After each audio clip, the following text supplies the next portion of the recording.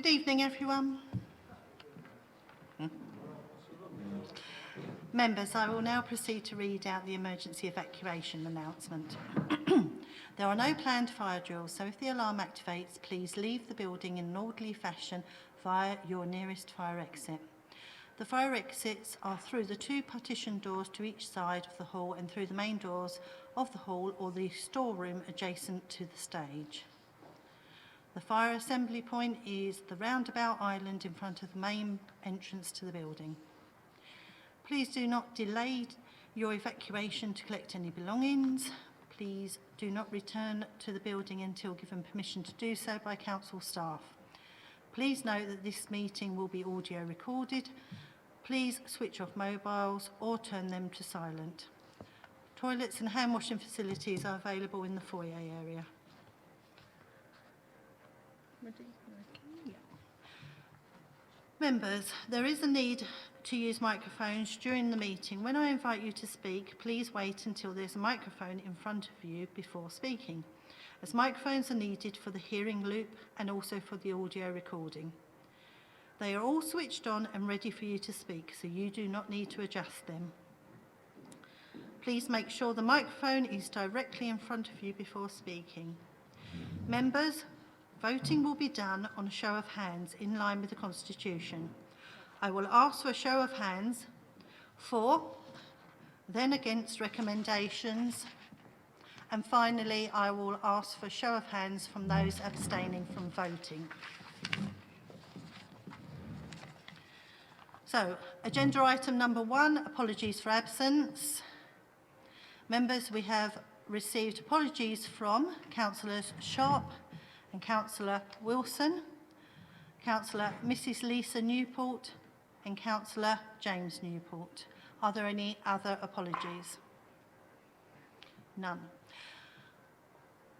Members, Councillor Stanley will substitute for Councillor Sharp. Agenda item 3, non-members attending. We have Councillor Mr FD attending this meeting. Agenda item number 4, minutes of the meeting held on the 8th of November. Are the minutes agreed, members? Thank you. Agenda item number 5, are there any declarations of membership, of interest, please, members? None, thank you. Agenda item 6, it's the 2022-23 mid-year Treasury Management Review. Members, Naomi Lucas, the Assistant Director for Resources, will present the officer's report. Thank you, Chair. The purpose of this report is to provide an update of the Council's Treasury Management activity for the period 1st of April 2022 to 30th of September 2022 in accordance with the Council's Treasury Management Policy and Good Practice. It's recommended that members of this committee note the activities during this period and provide any comments or questions on the information before it's presented back to full council on the 13th of December.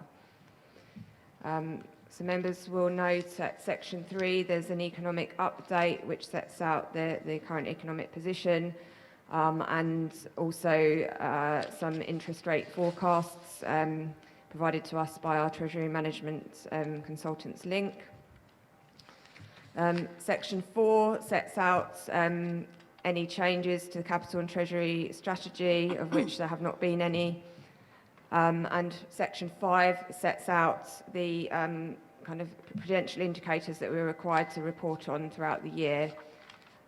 So if you turn your attention to the table at paragraph 5.1 on page 6.4 of your reports at the top, you'll note that the capital expenditure for the council for this year has, the forecast has dropped from just under 5.7 million to about 4.3 million. The main reason for that is the delay to the asset delivery programme, which is now not expected to proceed in terms of capital expenditure during this financial year. And there's therefore been a corresponding reduction in the capital financing required. And members will note that that was mainly due to be funded from the hard soft infrastructure reserve, which is why that that number has reduced from just under 1.5 million to 0. Paragraph 5.2 just confirms that the council does not have any external borrowing, as has been the case. And yeah, we just confirm that there's no change to the authorised operational limits in terms of our treasury management. So if I just turn quickly to section 6 of the report, the council's investment portfolio. So you'll note at paragraph 6.2 that the balance of investments held by the council at the beginning of the year was £22 million, plus just under 5 million in our current accounts. There's been various sort of short-term transactions during the first 6 months of the year in terms of short-term investments that we place and then bring back to manage our cash flow. But the overall position for the council has not changed materially. So at the 30th of September, we were holding 23.5 million in investments and just under £1 million in our current account. And that's just shown kind of graphically at the table at 6.3. So at the 30th of September, the table at 6.4 just gives a breakdown of where those short-term monies were being held. So you can see that they were mainly being held in our Santander current account, sorry, not our current account, our 95-day accounts, and also in money market funds predominantly. So I just bring to members' attention the fact that we didn't actually budget for any interest this year, and that's because when we set the budget back in February, interest rates were at an historic low and we were earning virtually nothing on our investment portfolio. However, you'll note obviously from the news and the change to the economic forecast that interest rates have been rising fairly rapidly over the last 6 months. So we're now forecasting an investment return for the year of around £225,000. And we just note in the investment performance table the rates that the council's achieving compared to the benchmark that our Treasury advisors link have kind of indicated would be an average return across the wider sector. So you can see that we continue to sort of outperform on our investments compared to the wider sector.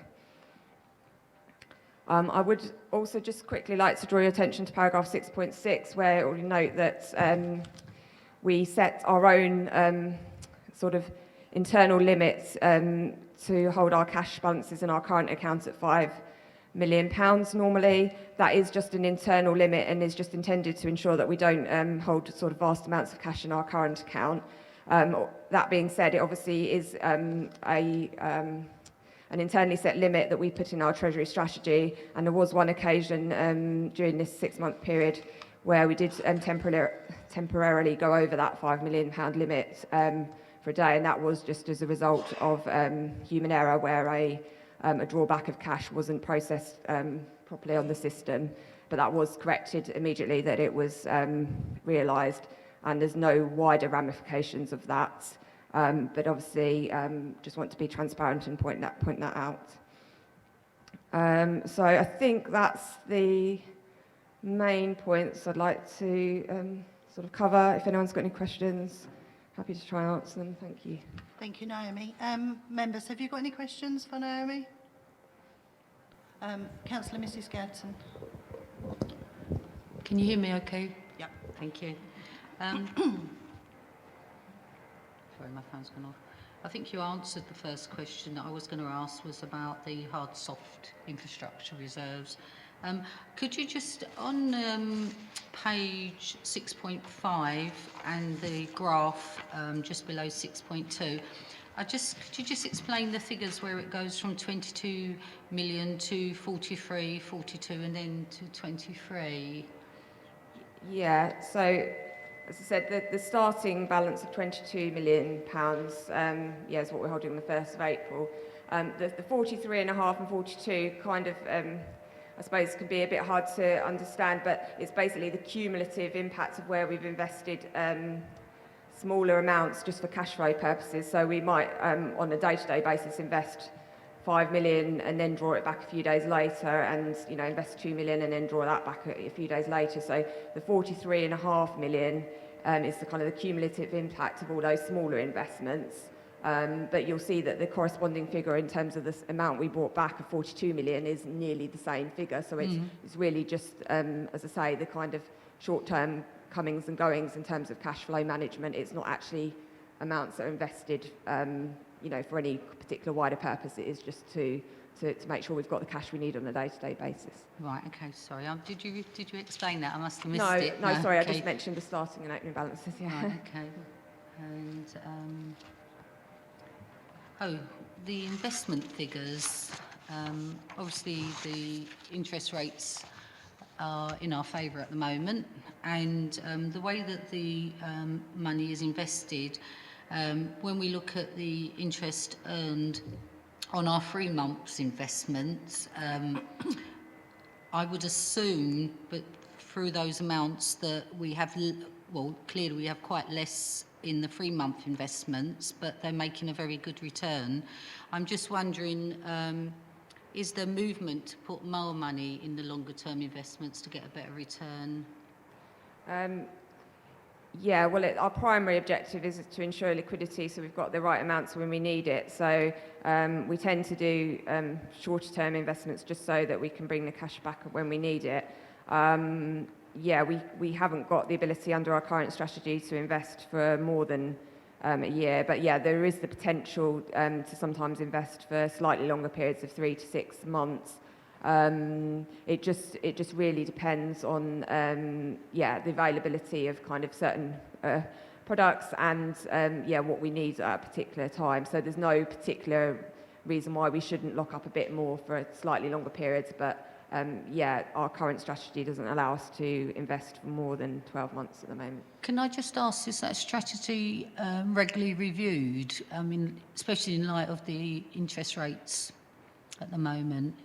So the strategy is brought to this committee every year, and then to full council as part of the budget setting. So we haven't fundamentally changed the strategy in the last few years, but I suppose there is the potential if members of the committee wanted to, that I suppose you could ask for us to look into that specifically in a bit more detail. Obviously, if we're holding significant cash balances, there is potentially the opportunity to hold investments for a bit longer and earn a bit more interest. I suppose what we haven't traditionally had as a council is a lot of long-term certainty over our planning in terms of what our capital kind of expenditure requirements would be, or so before you lock up a lot of money for a long time, you need to be certain that you're not going to need it back, in 12 months. So I think it's just having that long-term financial forecasting kind of position that when you are likely to need those monies back, and then you can make informed choices about how long you invest for. But it's certainly something that could be reconsidered as part of the strategy. I think so. Thank you. Thank you. Are there any more questions? Councillor Mr Milne. Sorry, just get this over. It's more of a general question. We noted that there are acronyms and reports and terms which the public are not too familiar, and we wonder if we could suggest or recommend that an appendix listing acronyms and terms could be added to these reports, just for clarity, really. And I think once it's been set up, because a lot of the terms get repeated, it wouldn't be too much work to keep it up. That was just an observation. Yeah, thank you. I'll take that board, and I'll link with my team to try and ensure that we have that in the future. Thank you. Thank you, Councillor Milne. That's noted. Is any Councillor Constable, please? Hi. We pay consultants for their advice that they give us on our investments. Do we know what the average fees are over the year, and are we getting value for money from those fees? Yeah. So I think this is a question we have almost every committee, and I think I've answered sort of several times in the past. But yeah, we obviously do go out to procurement in terms of our Treasury advisors, and we procure through a framework. So we're relatively comfortable that we, achieve value for money. I mean, in terms of benchmarking against what others pay, it really depends on the complexity of the advice that you need. Obviously, we're a fairly small council and we don't have much complexity around our investments. We don't have any borrowing, but for other, bigger authorities with much more diverse kind of investment and borrowing portfolios, the sort of level of advice they would need would be probably significantly more. So it's hard to kind of get a true like for like, but yeah, we definitely make sure that we try and achieve value for money through using a procurement framework. So do we have an average costing that they charge us on is it a yearly basis or a monthly basis? Yeah, we procure, I think, for 3 years at a time, and it's a fixed annual rate, or it might go, I can't remember if it goes up by inflation each year. I did have the number, and I think I have reported it before. I can't remember it offhand, but I can email it around to the committee afterwards if you like. Naomi. Does that answer your question, Yeah, thank you. Thank you. Councillor Stanley. Oh, you have that one. I've got one here, thanks. Naomi, a lot of businesses that have quite a few million investments, I've noticed that they do have somebody that is a day-to-day accountant, if you like, that works on interest rates and where best to get their profits from. Do we have such an officer in the council that can do this, or is it something that the council may be looking forward to in the future? Without wanting to sound too flippant, we've got a very small team, and I don't think the complexity of the investments, as we've said, would certainly warrant a full-time post at Rochford. We have a very small team, and we've got certain people within the team that are, if you like, kind of specialists and lead on this area and have got a bit more expertise, but we obviously have to have a bit of resilience in terms of other members of the team being able to cover it. So, yeah, I suppose the short answer is no, not proposing to have a singular person sort of primarily focused on this stuff at the moment, because I don't feel it's warranted. Obviously, if the situation of the council was to change significantly, that's maybe something we could reconsider. Thank you, Naomi. Does that answer? Thank you. Any more questions, please, members?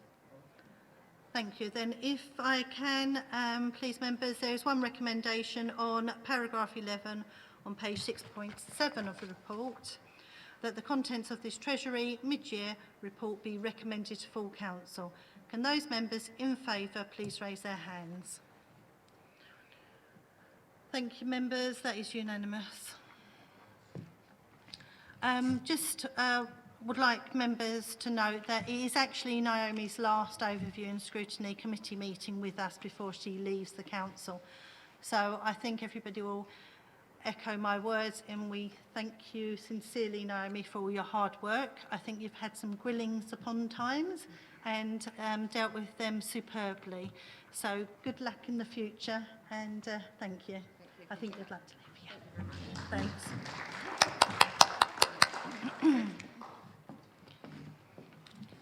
Thank you, members. Now we move on to agenda item 7, which is the regulation of investigatory powers Act 2000 RIPA. Members, Tracy Lillard, Director for Communities and Health, will introduce the officer's report.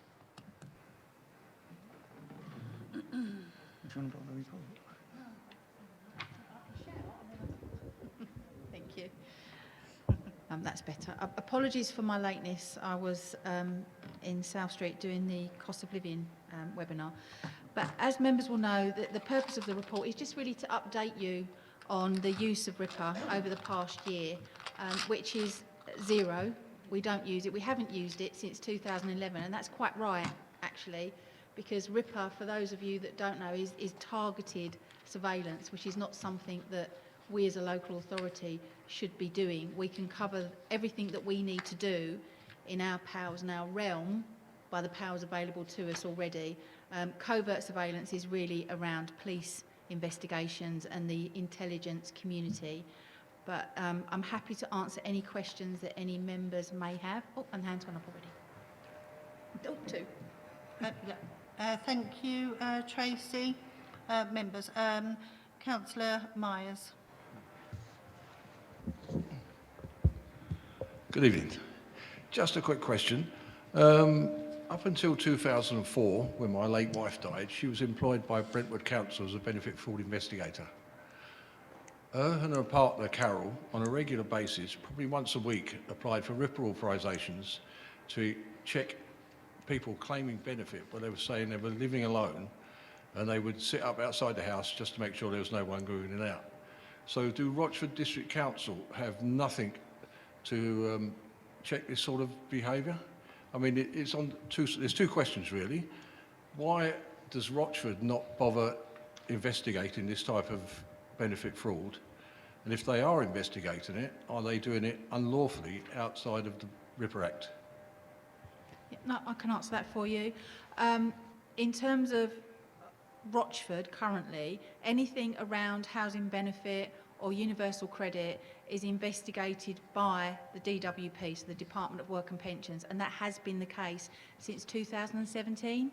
So it is investigated, it's just investigated by a different organisation. We carry out some preliminary investigations, and we have officers that do that, but the actual intrusive element of the investigation is undertaken by the Department of Work and Pensions. Does that answer your question, Councillor? Thank you. Councillor Mrs Gadsden. So, on a similar vein, how do you resolve if you've got someone seeking accommodation and they or part of the family's housed and then they are not actually living in the accommodation, so they're using the temporary premises to get permanent accommodation? And so if I have a resident that comes to me and says, but he's not living there and his family's somewhere else, how does that get investigated? That's a difficult one for me to answer because that sits within housing, but it still wouldn't be something that we would use RIPA for, because it's the restrictions around RIPA are very stringent. So like I said, it's targeted surveillance on an individual, and it's quite intensive, and it has to be, and this is where the caveat is, which I think might be helpful for members, in order to undertake RIPA, the offence has to be indictable by at least a 6 month jail sentence. So that's the caveat. So before you can even consider undertaking surveillance, the offence that you're investigating has to be punishable by at least 6 months in prison. So it's a really good point, and I think that's some of the kind of misunderstanding around RIPA and why we don't use it. It's not because we don't want to. We're very keen on preventing all of the kind of things, the fraud and everything else that goes on. But actually, we've got some powers that we can do, and there's lots of things the fraud team can do in terms of checking out finances and things like that. But actually, targeted surveillance, which is watching an individual, is very stringent, and usually for the police to undertake that. I hope that answers the question for you. Yes, it just leaves me a little bit unclear about how the council does deal with people that are using accommodation in that way. Do you have a supplementary question, Mrs Gadsden? How does the council deal with fraudulent use of housing? Putting my housing hat on, because I used to be Director of Housing for Brentwood, there's a number of ways that we would investigate it, and we would carry out interviews with residents and check kind of the setup with the family. But in terms of actually surveillance, we wouldn't undertake that. And there are a number of ways that you can do it. But I don't, and the honest answer is I don't know how Rochford undertake that here, because you don't have a housing stock. So, you've only got housing needs and homelessness. So it's slightly different. So I don't want to put work their way or say something incorrect. But I can answer that through the housing team from Rochford's perspective. Thank you. Thank you. Councillor Milne. Yeah, my question is not actually directly related to RIPA, but it is directed to resources and deterring offences. Now, you can look at an area, not an individual, if you have equipment and resources. And I'm particularly looking at fly tipping.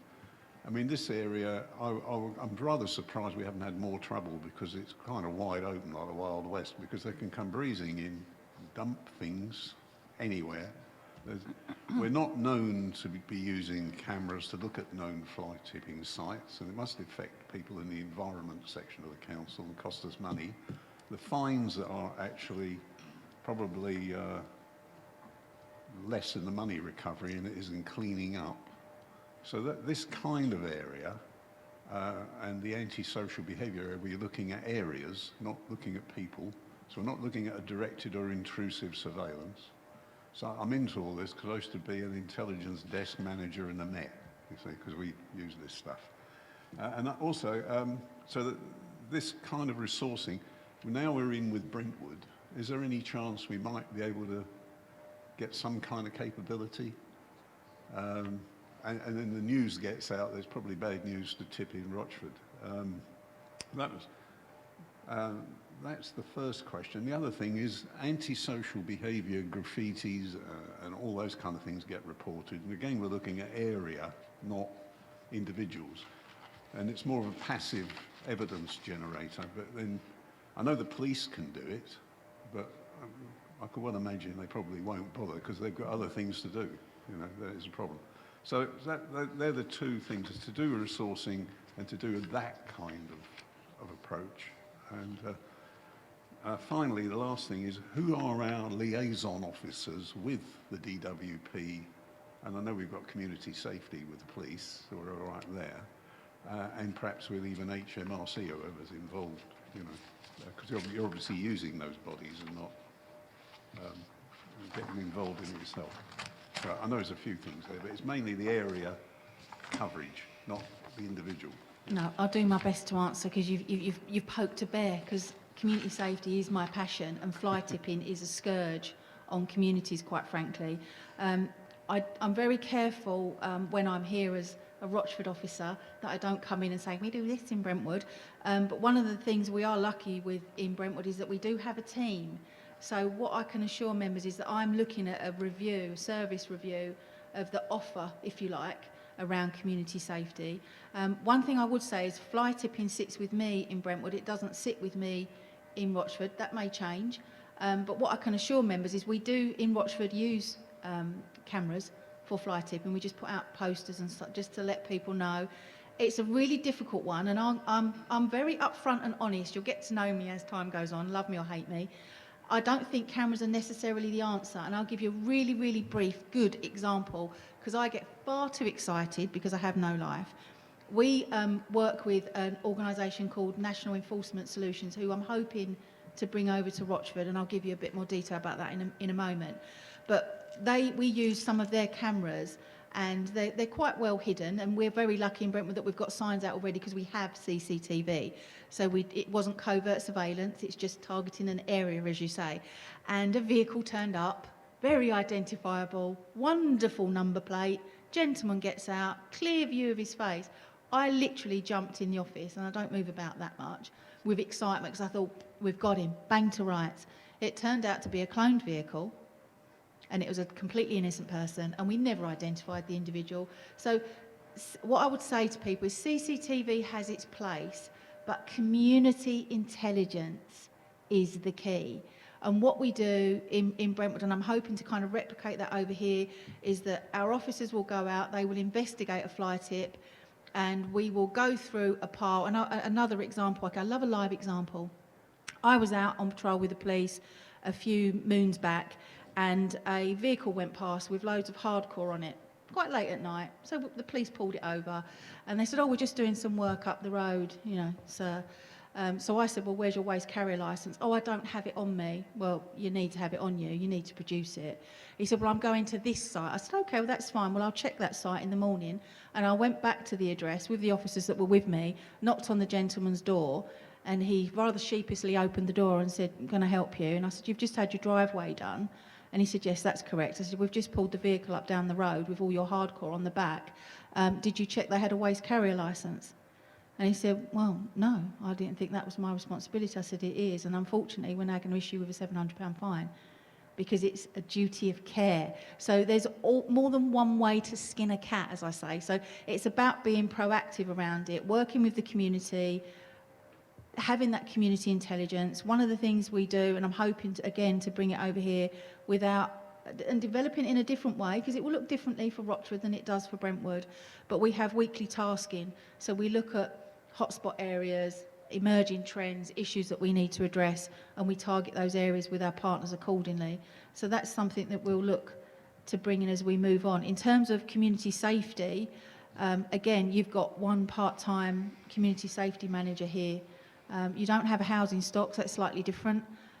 We have a bigger team in Brentwood, and I'm hoping, like I said, through the service review, to look at the offer that we give, because for little money, I mean, there's a bit of money involved, but for little money, you can actually do an awful lot, and it's around working in partnerships. That's the key, and it always has been. And sometimes that's a frustration, because we work really well with our partners, but sometimes internally we don't work so well. But I'm really passionate about community safety, fly tipping particularly. But what I would say, before I came this evening, I just double checked, and in terms of fly tipping for 21-22, there were 410 in this district, which is significantly less than we experience in another area of Essex. But we've issued 15 early warning letters and 9 FPNs for litter and 6 for fly tipping. Just to kind of give you some example of how that could improve if we work alongside National Enforcement Solutions. In Brentwood, we were no different. One year we issued 11 fixed penalty notices. When we took on National Enforcement Solutions, last year we issued 1,400, over 1,400, and that was an income of £10,000. So it's a cost-neutral service to us. There's a bit of bedding in, I will say, because people don't like to be told they've just dropped some litter, but my view is if you don't drop the litter, you won't get in trouble. So, yeah, I don't. There was a third question, but like I said, I've gone off on a tangent of my passion, and I've lost train of thought. Because of the partnership with Brentwood and transferring across, that was what that was about, so that's already done. Yeah, I mean, that's the passion of mine, to make sure that this partnership works for both sides. So it's not about what Brentwood can do for Rochford, that's not that at all. But actually, there's some joint similarities that we can do in resilience building, is more I'd like to say. Thank you. Thank you. Councillor Hayes. Thank you, Chair. Tracy, thank you very much for your explanation so far. If I hear right, your explanation of use of RIPA powers is basically on one-to-one observation and recording. What I'm hearing tonight is that there is nothing that Rochford is doing that comes under RIPA. So is there anything that Rochford is doing or planning to do that actually comes under RIPA at all? I'm just wondering, I've got to be honest, I'm wondering if we're wasting our time. Oh, that's a loaded question. I'm not going to say about you wasting your time, but I don't do anything similar to this in Brentwood. And it is, we shouldn't be, there's checks and balances to go through before you ever consider using a RIPA authority. And I can't see us as a local authority ever getting to that point where we would need to do that. We have to have, obviously, systems in place and policies in place, and that's absolutely fine. One of the things that I can do is I am very lucky in having an officer in Brentwood that's very experienced around CCTV and RIPA, and he very kindly, or stupidly, said that he's more than happy to be contacted by any member to discuss any concerns or questions that members might have around CCTV or RIPA, and I'll happily provide his contact details. Thank you, So Tracy. there's nothing that we're in Rochford involved with RIPA at all? No. Okay, thank you. Thank you, Tracy. Are your questions answered, Councillor Reeves? Yes, thank you. Thank you. Councillor Stanley. Thank you, Chairman. I do believe that Tracy does know what I'm going to come up with in a minute. Whereas we have got, we're about to have CCTV, and Rochford District Council are part of that partnership with RTC, and RIPA may come into their domain sooner than what they think, once this CCTV comes into effect. There are other aspects which might be added to, which might involve RIPA. We're just discussing that at the moment, and I may put that to RTC to get in touch with that person if you could let me know who he is and give us that information. I thank you for that. My other concern is that as we are concerned about rubbish, we should also be concerned about our community health. And you know where I'm going on this one, I'm sure. Is there, with this new incentive that we've got with these people that you're talking about, would they be able to make any headway in that position that we're in at the moment, where we are waiting for the Environment Agency to act upon? It's imperative, obviously, that this needs to be sorted out once and for all, as we've got a lawbreaker, I believe, to be a lawbreaker. I'm not mentioning who it is, but I believe so, and we should be helping our community with their health as well as the community. We have that information, and is that possible for those people to help us with this situation?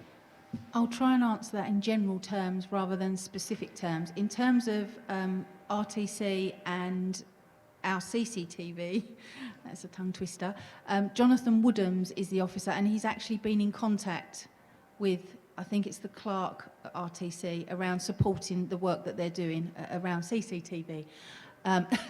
In terms of the other issue, it's a similar thing to RIPA, and it's a massive frustration of mine, because it looks like as officers we're putting up barriers, but it's not. We have to act within the legislation we have available to us.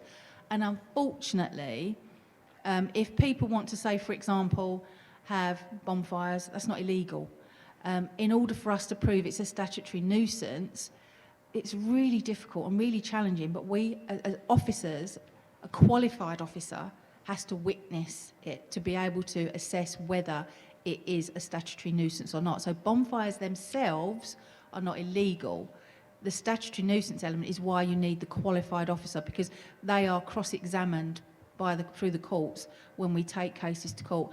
And what I would say is we've got one that's gone through the courts very successfully, and another that is, the case has just been put before the court. So we are proactive when we can and when we can witness it. The difficulty is witnessing it, and I absolutely agree with you. You know, we do need to be as proactive as we can, but as Naomi alluded to, we've only got a very, short number of staff, and we've got officers going above and beyond to try and witness it. So it's a difficult one, but we carry on. We don't give up. Thank you. Does that answer your question, Councillor? I'd just like to come back, Chairman, if I may. Is there any way that we could use cameras or some sort of radio communication so that when the action appears, that communication is dealt with in that time period? Is there any way forward on that in the way of communication? We can't use cameras because it's the same in terms of photos being taken. It doesn't necessarily prove a statutory nuisance, because there's all kinds, and I'm not going to get into it now, but there's all kinds of wheels of smoke and the colour and everything else. So, and in terms of being available, officers, have made themselves available out of hours, and I think a current officer is investigating a matter where he's given his own mobile number so that he can be on call. When he's on call, he can go out there. That's as best we can give, if I'm being honest. I would pull back from that, but I'm aware that, our residents are suffering, so we need to do as much as we can, but we need to be mindful that we've got a very limited number of staff that can be on call 24/7. Thank you. Thank you, Chairman. Thank you. Councillor Mrs Goodin. Good evening. It's actually a pleasure to hear the answers that you've given on Councillor Milne's points, because just this week alone I've reported more than 4 fly tippings this week, so it's a particular bugbear within the district, and I run a group that has a significant amount of people that report into me to report to the council, so that's an ongoing thing. So the National Enforcement Solutions is something that, like you say, is self-sustainable, should have happened ages ago. I know we've got one part-time officer that, isn't able to be there, Johnny on the spot all the time, but I hope we can get this resolved, so I'm really looking forward to what you can bring to the council. Thank you. Oh, it's nice to be told that my answers are landing well. What I would say about the National Enforcement Solutions is there is some pain to be had because like I said, they will go out there and they'll start issuing tickets for people that are littering that have never had that before. So we did have some pain to go through, but it's really nice to hear that members are supportive of that. Thank you. Thank you. Councillor Constable. 2 points. If they go round checking on litter, perhaps if they follow our dustbins and it all falling out of the back of the dustbin lorries, they can sort that one out. But on page 7.23, it's got the RIPA monitoring officer, is Angela Law. Has that been replaced? Has she been replaced now? And who is going to be the new RIPA monitoring officer? Yes. Unfortunately, we've had a number of staff leaving us at the moment, so we do have an interim officer that's come in, and I'm just for the life of me trying to remember his name. It's Andrew Hunkin. Thank you very much. So yes, she has been replaced by an interim at the present stage. So yeah, that has happened. Thank you. Does that answer your question? Thank you. Councillor Sandy, you want to come back on a question? I wanted to just express that one person in my family was one of those officers that had to go around telling people not to drop litter. It's a very difficult job, very difficult. I wouldn't like to stand in his shoes, but he was someone that done self-defence, so he knew what to do exactly. I do hope that those officers have an experience or experienced in that to keep their distance from, as it has been said, done in the past with offensive weapons. That's all I'm asking, is that it has to be, they have to be really good at doing what they're doing and know where they are. That's the difficult part. And I'm pleased to see that is going to happen as well. Thank you. Yeah, no, they're all they're qualified, and what I didn't want to get into too much detail, but as part of the process and the contract with National Enforcement Solutions, and it says in the title they are national, so they're very well versed at doing this. We have an officer that is our kind of manager of the contract who will be based locally, so that's always really, really good. Thank you. Are there any more questions from members? Thank you. I've got a question, Tracy. This National Enforcement Solutions, as somebody who's been content on a Sunday morning to rifle with rubber gloves on through a fly tip for evidence, are they 24/7, this company? No, they won't be 24/7. I'd love them to be 24/7. But they work alongside our officers. So they're as available as much as we can. And you have a separate litter team than a fly tipping team. So there's one particular individual that will investigate all of the fly tips. And quite often you'll find, as I'm sure we will, they will be from out of borough.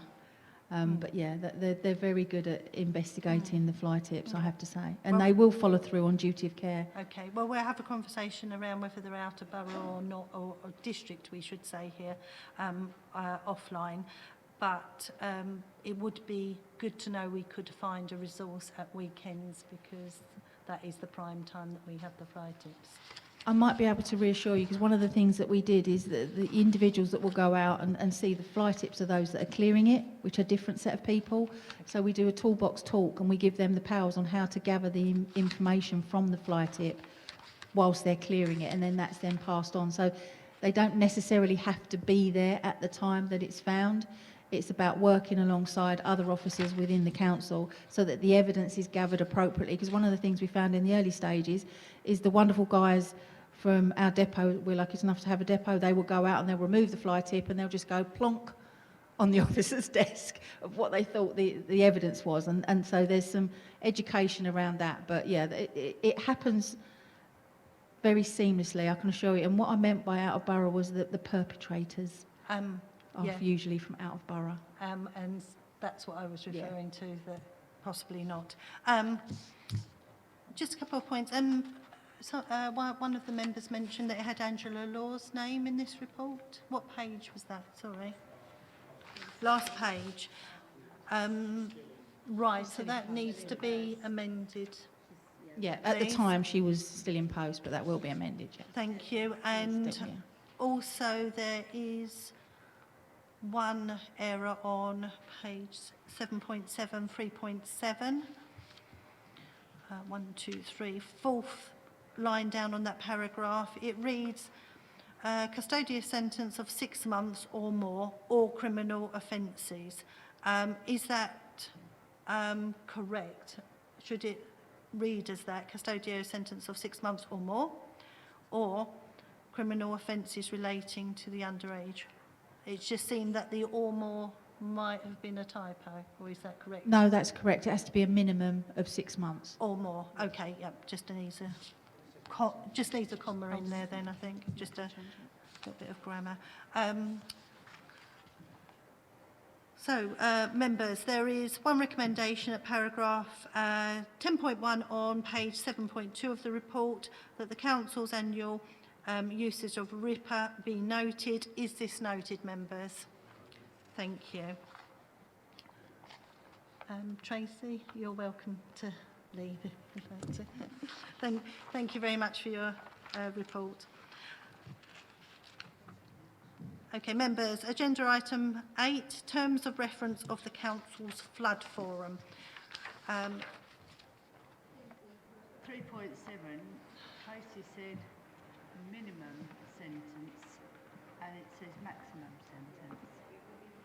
It'll be minimum, so that needs amendment as well. Same page, 7.7, 3.7. Thank you very much, Councillor. Mrs Goodin, for pointing that out. Lovely.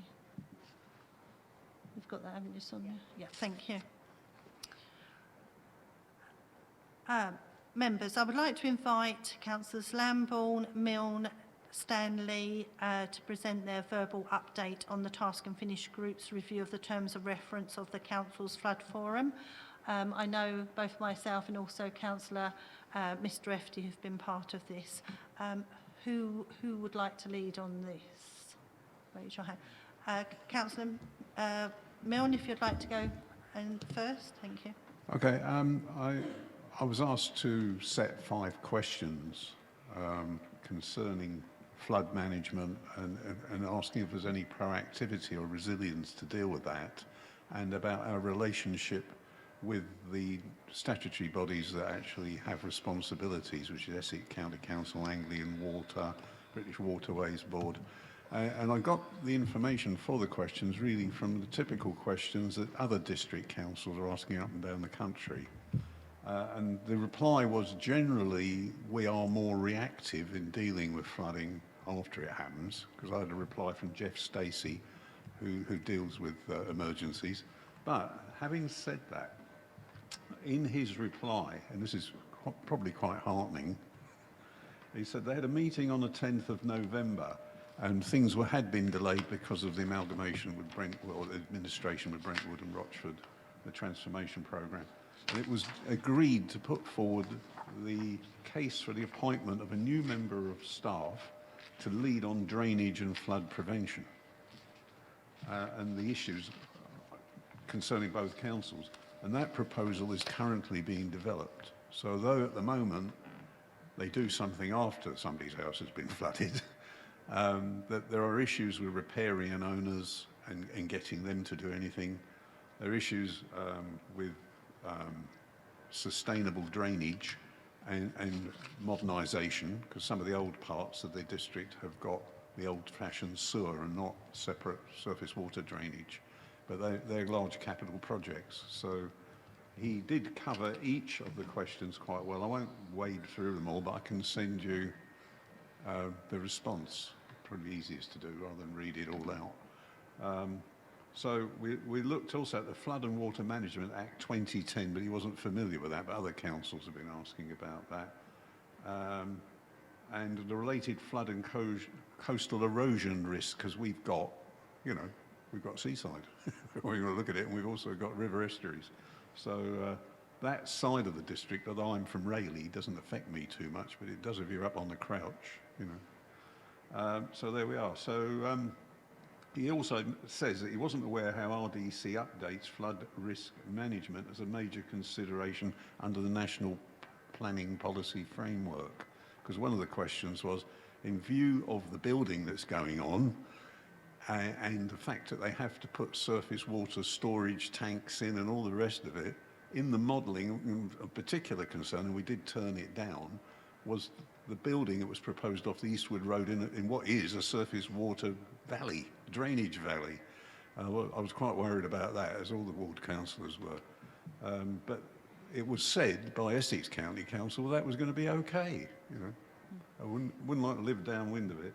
So there are issues there, but at least we're looking at some proactivity and a suggestion we'll have an officer to deal with it. So what we need to do is follow through, because we've got the overview, and now we can see if that takes place and what the results are. And of course, the good news is we have got a flood forum, which is rather excellent. Thank you, Councillor Milne, and I think members would be grateful if those questions could be circulated. Councillor, Mr FD, are you feeding back on the working group as well? Yes, I can feed back on the working group. We met on the 15th of November, the main meeting room in South Street, for about an hour and a half. We sort of worked around the flood forum, what we find is good about the flood forum, what we find is not so good about the flood forum. So a little bit of what come from that. The flood forum is organised by RDC since inception. I think it's 2012, I think it was, something like that. I'm not 100% sure on that. It's supposed to bring all the statutory organisations together to see who takes responsibility for what type of flooding. And we'd like them to, so this includes Essex Highways, the Environment Agency, Essex County Council, and RDC. Members of the public also invited sometimes. So our recommendations sort of, they're still percolating and coming together. But what we got so far is keep an action log on what's happening with ongoing progress reports. Agenda items arising from minutes, so stuff that doesn't get forgotten. I know they all have limited budgets, but it seems they seem to get quite a lot of consultations. So where possible, try and use local knowledge. Planning process of RDC. This falls within RDC planning, whose planners negotiate with developers how maintenance is going to be carried out on ditches, retention ponds, and who will be responsible going forward. So we'd like that to be, that's more RDC with the planners. That's more or less what we've got. We've got like a wish list, and we're sort of running it down, which is actually feasible and possible and affordable. Thank you, Councillor FD. So that's a verbal report, members, and the working group will be coming forward at a later date. Thank you. I don't think, are there questions on this item? Yep. Councillor Stanley, you've got a question on this one. It's not a question, because I'm on that flood panel. We are trying to evaluate where flooding is in our area, Rochford and Rayleigh especially. There are many aqueducts and other areas where it is considered by Essex County Council, the SUDS committee if you like, that it doesn't flood in Rayleigh. Well, unfortunately, looking at the map, and we are looking at areas where it does potentially and will give rise in the future. This is the point. The point that I'm trying to make is that this committee, this working group, we are looking at future references because of the climate change that we're expecting. And we could see Roarif underwater, completely underwater. It will be like a village floating sort of thing. You get a boat instead of a car and all this sort of thing. So these are the things that we are really looking at for the committee, and the recommendations that we will put to full council, or to this overview and scrutiny committee, to put to full council. There's lots of things in there that we are just formulating, and I'm sure Councillor FD will agree that it's quite a large, it's going to be quite a large bit of work for the areas that we're dealing with. Not only Rayleigh and Rochford, but we're talking about Wakering as well in coastal barriers if we're going to put those in and that sort of thing. So there is a lot to be done. Yep. Thank you very much. Thank you very much, Councillor Stanley. And yes to climate change and not forgetting the impact of future developments that needs to be considered. And anybody else got any comments or questions on the report from the working group? And just to say, echo Councillor Stanley's words, it is a huge job that you're taking on, that working group. So if there's other fellow members who would like to help or dip in to offer some assistance to speed that task through, that would be greatly appreciated. Yes, Councillor Stanley. If there is anyone that is really sort of concerned about flooding in their area, do let us know what the area is of concern to them, and I'm sure we will put that on our document later to be expressed here. Thank you. Thank you. Members, agenda item number 9 is key decisions document. Now, have you reviewed that, because it will not be in your papers? I have it here in front of me. Would you like me to go through each item individually? Yep, lovely. Okay, so I can read this out. Key decision document 422, voluntary sector grants allowance to agree the funding allocations for the voluntary sector grants pot. February 23 is the date for the decision to be made. Documents are submitted to the document maker. Who's the lead officer on that? Is Tracy Lilly. Sorry. Next one is the community investment plan, to agree the community investment plan setting out level of drawdown and how this will be used. Decision maker is the executive, and then it's got portfolio holder for communities and health. The date or period within when that decision will be made is January 2023. Anybody indicating note? So this is really more for noting, but if you've got a question, please do raise your hand. Key decision document, the next one is the Mill Arts and Events Centre, Rayleigh, to agree the future operating model of the Mill and Events Centre, Rayleigh. Decision maker, executive, portfolio holder for housing, assets and leisure. The date for this decision to be made is January 2023. Next one is the Council's leisure service provision, to agree the process to establish the future of the Council's leisure service provision from April 2025. The decision maker, executive, portfolio holder for housing, assets and leisure. The date or period within the decision to be made is December 2022, so this month. And I think that is it. No questions. Okay, members. Next is agenda item 10, the work plan. Members, you have got the work plan in your pack. Has anybody got any questions on this work plan? Please indicate. No questions? Do you want to take time to go through it?